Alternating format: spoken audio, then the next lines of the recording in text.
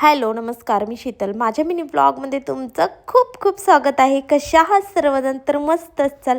माझ्या चॅनलवरती नवीन असाल तर प्लीज सबस्क्राईब करा. तर दिवस मावळला होता आणि ते छान असं वातावरण झालं होतं, म्हणून मी तुम्हाला थोडासा बाहेरचा व्ह्यू दाखवला.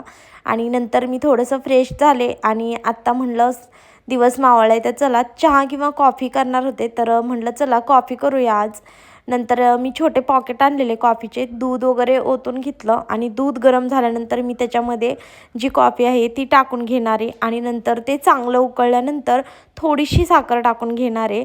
तर तुम्ही बघू शकता मी कॉफीची काही म्हणजे अशी डब्बा वगैरे आणून ठेवत नाही आहे, कारण की ती नंतर घट्ट होते, कारण जास्त कॉफी नाही पित आम्ही त्याच्यामुळे. आणि ते छान अशी कॉफी उकळून घेतली आणि छान दुधामध्ये उकळली ना. दोन प्रकारे करतात, ज्यांना जशी आवडते तशी, पण मी अशी बनवते. थोडीशी परत साखर टाकून घेतली आणि कॉफी माझी तयार झालेली आहे. तुम्ही बघू शकता छान अशी कॉफी झाली. म्हणलं आज ना बाल्कनीत बसूनच कॉफी घ्यावं, कारण मला संध्याकाळी खूप छान वाटतं आणि आता कसं गरमी चालू झाली ना, त्याच्यामुळे हवेशीर बसायला छान वाटतं.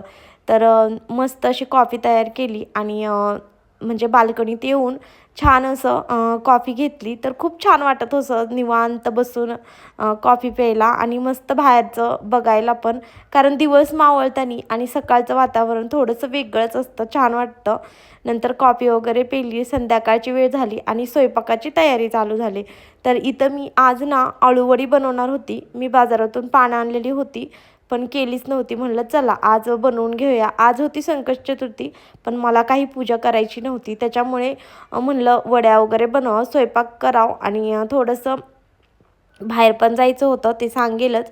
नंतर इथं आळूवडी बनवायला घेतली आणि बाकीचा माझा स्वयंपाक झाला होता. शेवटी मी आळूवडी बनवायला घेतलेली. तर मी तर चपाती भाजी आणि वरण भात बनवलेलं, साधं सिंपल जेवण बनवलेलं. आणि म्हणजे उपवास होता, आमच्या दोघांची पण चतुर्थी असते. तर छान अशा वड्या म्हणजे मी करून घेते. तर ह्याची रेसिपी मी अगोदर टाकलेली आहे, तुम्ही नक्की चेक करा, म्हणजे तुम्हाला भेटेल.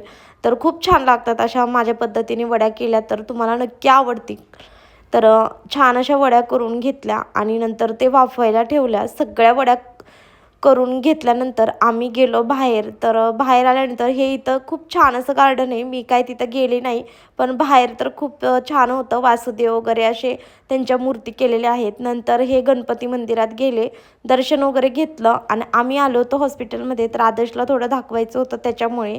आणि नंतर तिथून निघाल्यानंतर छान असा चंद्रोदय झाला होता. तुम्ही बघू शकता किती छान दिसतोय चंद्र, पूर्ण गोल आणि असा थोडासा लालसर दिसत होता. तर ब्लॉग इथेच थांबतो.